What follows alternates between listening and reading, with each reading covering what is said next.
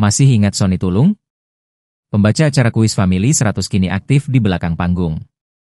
Bagi masyarakat era 90-an hingga awal 2000-an, mungkin masih ingat dengan sosok Sony Tulung.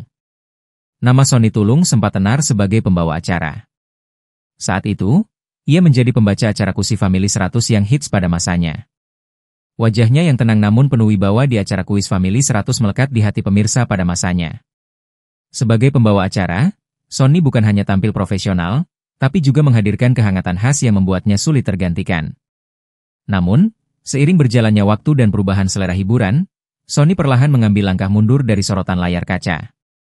Kini ia berkecimpung di dunia pendidikan nonformal, menjadi pembicara, dan MC berbagai acara. Dalam kehidupan pribadi, Sony pernah menikah dengan Virginia Sumakut.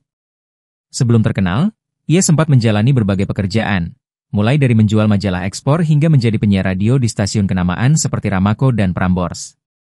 Titik balik datang ketika ia dipercaya membawakan Family 100 di Antv. Tayangan kuis itu melambungkan namanya, bahkan membuatnya meraih 3 Panasonic Award berturut-turut antara 1997 hingga 1999, prestasi yang menjadikannya salah satu presenter kuis terbaik di zamannya.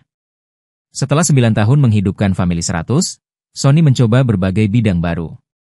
Ia pernah menjajal dunia bisnis, mulai dari properti, kuliner, saham, hingga laundry. Ia juga sempat kembali ke layar kaca dalam beberapa program, meski tak ada yang seikonik acara kuis yang dulu membesarkan namanya. Tak hanya itu, Sony Tulung sempat menjelajahi dunia politik. Meski tidak terlalu menonjol, keterlibatannya di berbagai partai terakhir sebagai Wakil Ketua Umum DPP Partai Emas pada 2021, menunjukkan keinginannya untuk terus berkontribusi bagi masyarakat dalam berbagai cara. Kini, Sony Tulung menemukan panggilannya di bidang public speaking. Ia aktif memberikan pelatihan komunikasi di berbagai institusi dan perusahaan.